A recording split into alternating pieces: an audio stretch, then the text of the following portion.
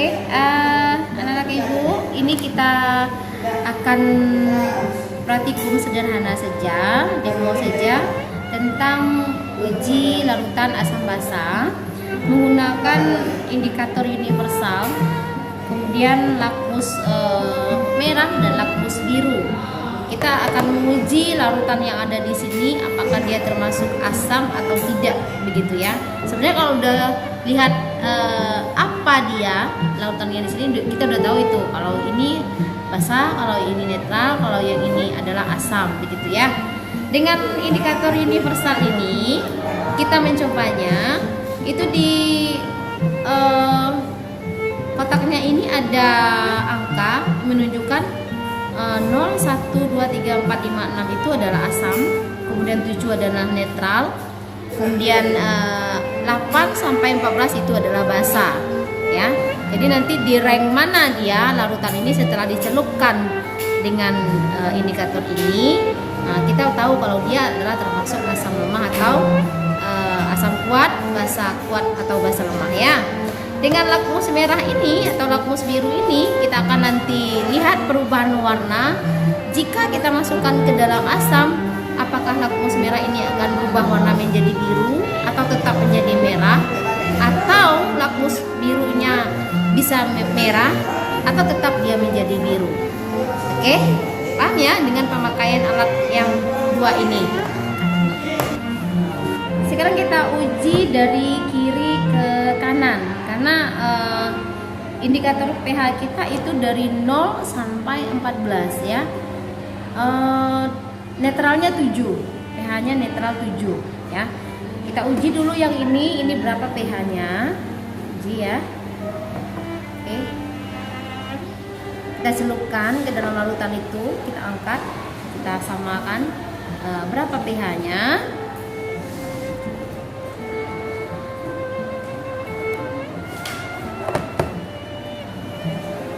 Di HCl itu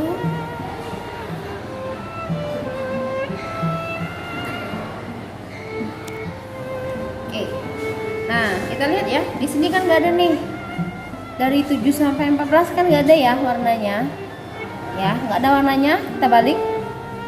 Nah, ternyata dia ada pada rentang 0 dengan 1. Nah, berarti si HCl ini termasuk asam kuat, berada pada pH 1 dia, 0 dan 1 ya. Oke, yang kedua ini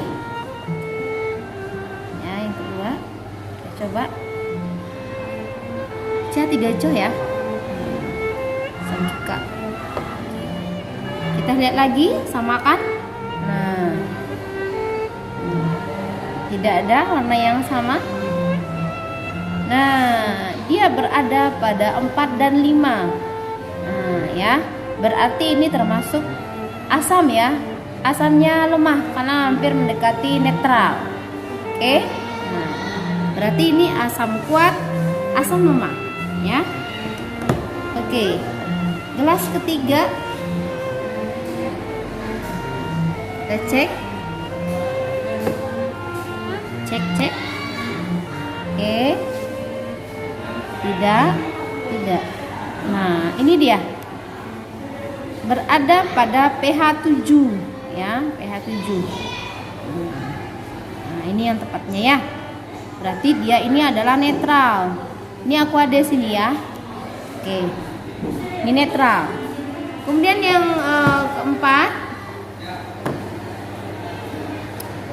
keempat. Kita lihat yang keempat. Di bawahnya kuning, berarti dia berada pada pH 10, antara 9 dan 10 ya. Berarti ini karena mendekati 7, berarti dia adalah basa, karena pH arah ke sini adalah 14, ini adalah basa ya. 7 ke atas adalah basa.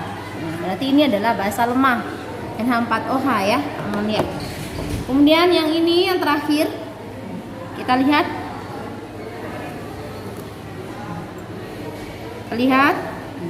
karena dia kuning berarti dia arah ke basa. Oke. Ternyata dia berada pada pH 13 mendekati 14. Berarti ini adalah pH asam basa kuat ya. Ini adalah basa kuat. Nah, jadi bisa kita simpulkan kalau netral berada pada posisi pH 7, NH4OH itu karena dia adalah basa, berarti basanya lemah karena tadi berada pada pH 4 ya. pH berapa tadi itu yang 10 ya? Ya, berada pada pH 10 karena dia biru ini. Kemudian NaOH pada pH 13 mendekati 14, berarti dia basa kuat. Nah, sementara yang CH3COH ini ya, yang asam cuka ini tadi adalah pH-nya di sekitar 4 ya.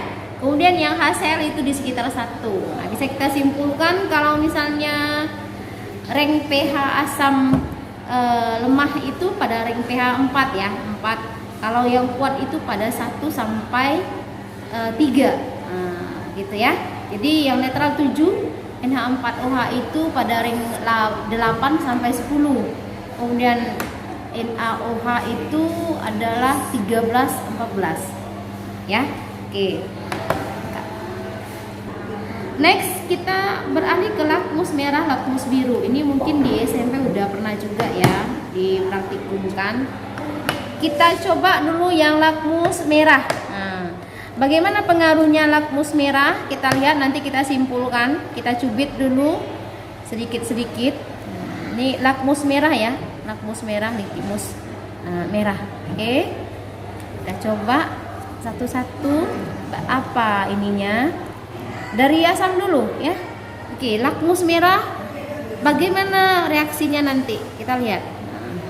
Oke, lihat di HCl ya.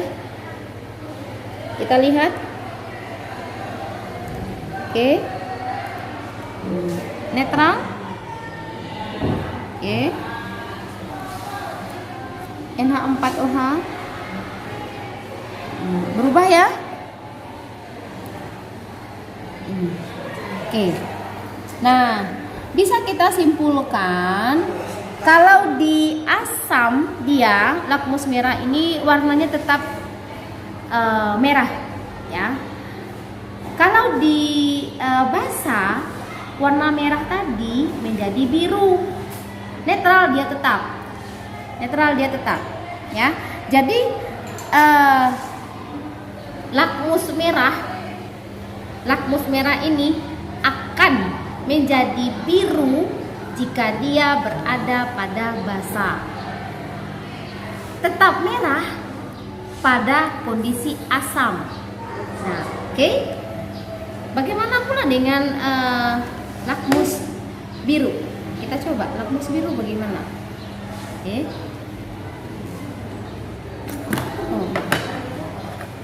Oke.